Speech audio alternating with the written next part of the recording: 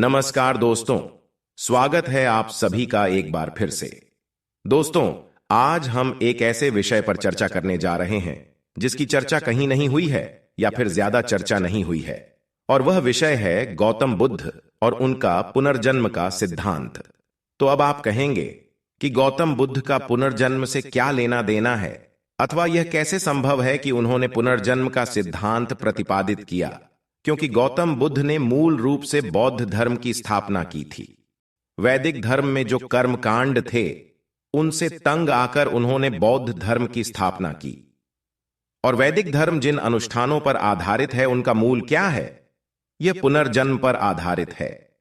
अब यह पुनर्जन्म पर कैसे आधारित है? तो एक अवधारणा है कि आत्मा क्या करती है, 84 लक्ष योनि से होकर गुजरती है और फिर उसका जो घटित होता है वही मोक्ष है। तो इन 84 लाख योनियों से गुजरने के लिए उसे क्या करना होगा? तो उसे उसी शरीर को छोड़कर दूसरे शरीर में वापस जाना होगा। अर्थात शरीर की मृत्यु के बाद आत्मा अपने शरीर को छोड़कर दूसरे शरीर में चली जाती है। फिर उसकी मृत्यु के बाद आत्मा उससे निकलकर तीसरे शरीर में चली जाती है और 84 लक्ष योनि की ऐसी यात्रा के बाद वह आत्मा मोक्ष प्राप्त करती है। यह आत्मा कभी मरती या नष्ट नहीं होती, केवल शरीर नष्ट होता है। यह पुनर्जन्म का वैदिक सिद्धांत है। और फिर इस सिद्धांत के अनुसार मोक्ष प्राप्त करने के लिए हम जो कुछ भी करते हैं वह अनुष्ठान है।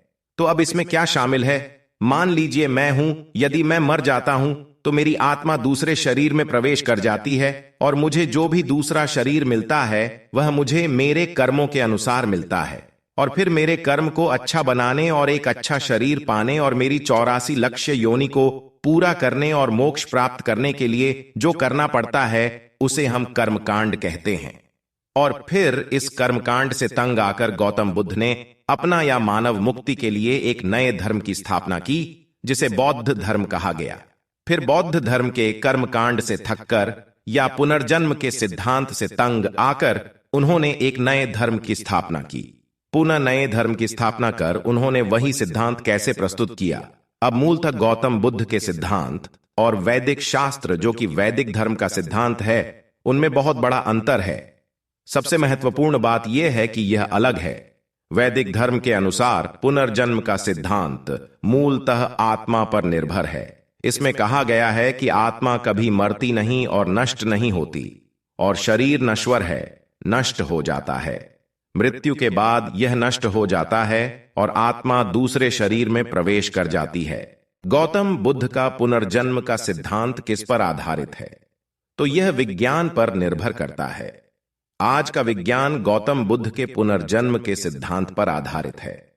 आप कहेंगे, यह कौन सा सिद्धांत है या क्या है? हमने अभी तक कैसे नहीं सुना, या किसी ने उसके बारे में बात कैसे नहीं की? तो देखिए, गौतम बुद्ध का सिद्धांत आमतौर पर बहुत सरल है, जिसमें आत्मा की अवधारणा को स्वीकार नहीं किया जाता है। आत्मा का अस्तित्व स्वीकार नहीं किया जाता।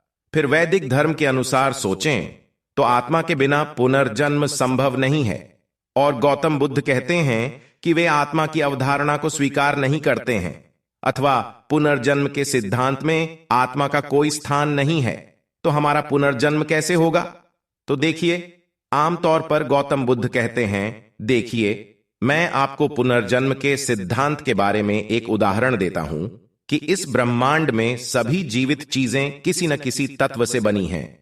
जैसा कि हम वैदिक धर्म में कहते हैं, शरीर 5 पंचमहाभूतों से बना है, चाहे वो आप, तेज, वायु आदि। अगर हम इसे विज्ञान की भाषा में देखें तो मान लीजिए मेरे पास एक शरीर है या एक मानव शरीर है। मानव शरीर किस चीज से बना है? तो मानव शरीर 99.85% यानी लगभग 100% मानव शरीर 6 तत्वों से बना है। इन 6 तत्वों के घटक क्या हैं? वहां ऑक्सीजन है, वहां हाइड्रोजन है, वहां नाइट्रोजन है, वहां कार्बन है, वहां कैल्शियम है और वहां फास्फोरस है। फिर इन 6 तत्वों से शरीर का लगभग 99.85% हिस्सा 6 तत्वों से बना है। तो जो कुछ भी थोड़ा सा बचता है यानी 0.15% वह अन्य 5 तत्वों से बना होता है।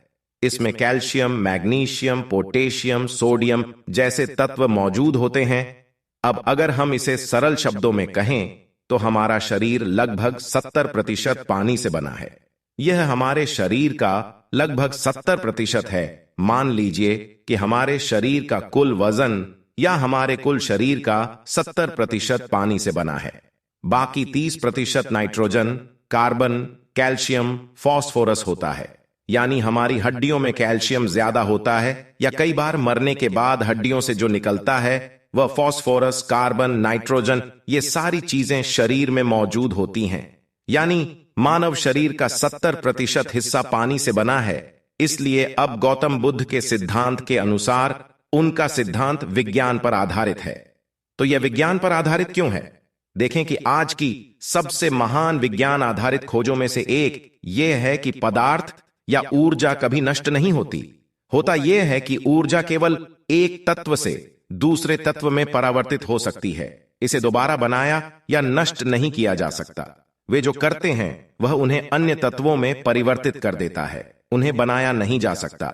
गौतम बुद्ध के समान ही उनके पुनर्जन्म के सिद्धांत में भी यही सिद्धांत प्रणाली या यही बात है, और यही बात आज के विज्ञान में भी लागू होती है।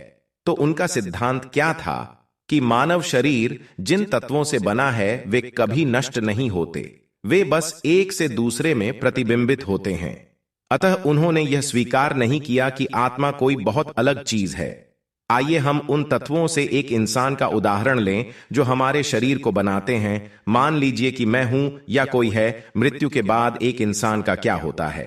अगर उसे या तो जला दिया जाए या दफना दिया जाए, या तो हम उसमें आग लगा देते हैं यानी जला देते हैं, या फिर उसे जमीन में गाड़ देते हैं। ये दो काम करता है। मान लीजिए किसी इंसान के शरीर को जला दिया जाए तो उसके शरीर में जो 70% पानी है उसका क्या होगा? भाप बन जाएगा। और वह वाष्प किसके साथ मिश्रित होगी? हवा में मिल जाएगा। दहन के दौरान इसमें मौजूद फास्फोरस भी हवा में मिल जाएगा, कार्बन हवा में मिल जाएगा और कैल्शियम हवा में मिल जाएगा। ये सभी तत्व हवा में मिल जाते हैं। मान लीजिए कि कोई व्यक्ति जल गया है और जलने के बाद उसके शरीर का 70% पानी हवा में मिल गया है। इससे जो भाप बनेगी वह बारिश होने पर बारिश के साथ वापस जमीन पर गिर जाएगी और उससे कुछ पेड़ उगेंगे, या अगर उस पानी को संग्रहित किया जाए या वह किसी कुएं में जाएगा तो उसमें मौजूद पानी को पी लिया जाएगा, या हमारे पीने के पानी से वह दूसरे शरीर में वापस चला जाएगा, जिससे वह पानी जो 70% है मानव शरीर नष्ट हो जाने पर वह वापस सृष्टि यानी प्रकृति में मिल जाता है। और बार बार यह जीवित प्राणियों की बात आती है और यह चक्र जारी रहता है जिसे गौतम बुद्ध ने पुनर्जन्म कहा है। या देखिए, अगर किसी व्यक्ति को जमीन में गाड़ दिया जाए तो क्या होता है? उसका शरीर सड़ने लगता है और फिर शरीर का सारा पानी आदि उस मिट्टी में मिला देता है। अगर आसपास पेड़ हैं तो यह पेड़ों में चला जाएगा, वहां से फल में, फल से मानव भोजन में, वापस मानव शरीर में। अर्थात ये सभी तत्व जो शरीर के तत्व हैं, ये सभी तत्व कभी नष्ट नहीं होते हैं। केवल जो होता है वह प्रकृति में विलीन हो जाता है और बार बार नए जीवों के रूप में प्रकृति में वापस आते रहते हैं। चूंकि गौतम बुद्ध ने पुनर्जन्म के सिद्धांत को अत्यंत वैज्ञानिक दृष्टिकोण के आधार पर प्रतिपादित किया था, इसलिए गौतम बुद्ध को सर्वकालिक वैज्ञानिक कहा जाता है। और आज के विज्ञान में वही सिद्धांत जिस पर हम सही धुरी या वस्तुओं के द्रव्यमान या इसी तरह के सभी सिद्धांत पाते हैं, गौतम बुद्ध के सिद्धांत पर आधारित है। और यह एक महत्वपूर्ण सिद्धांत है जिस पर हमने चर्चा की है। बहुत से लोग इस बात को लेकर संशय में थे कि गौतम बुद्ध का पुनर्जन्म का सिद्धांत क्या था या इसका इससे क्या लेना देना था। तो यह रिश्ता है। उन्होंने वही सिद्धांत प्रतिपादित किया है जिसे हम वैज्ञानिक दृष्टिकोण से जानेंगे। कारण क्या है? क्या आपने कभी कोई आत्मा देखी है? वह कैसे रूपांतरित होता है या नहीं मरता? इस बारे में हमें कुछ नहीं पता, लेकिन गौतम बुद्ध ने जो सिद्धांत प्रतिपादित किया उसमें हम स्पष्ट रूप से समझ सकते हैं कि मृत्यु के बाद मानव शरीर में पानी या जो भी तत्व है वह प्रकृति में विलीन हो जाता है। फिर से वे नए तत्वों या नए जीवों में बदल जाते हैं या परिवर्तित हो जाते हैं। अगर आपको मेरा वीडियो पसंद आया है और आपको अभी तक यह जानकारी नहीं मिली है या आपके दोस्तों या अन्य परिचितों को नहीं पता है, तो उन्हें जरूर शेयर करें, मेरे वीडियो को लाइक करें और मेरे चैनल को सब्सक्राइब करें। ये वीडियो आपको कैसा लगा मुझे कमेंट बॉक्स में जरूर बताएं। हम मिलते हैं ऐसी ही जानकारी के साथ अगले वीडियो में, तब तक के लिए धन्यवाद।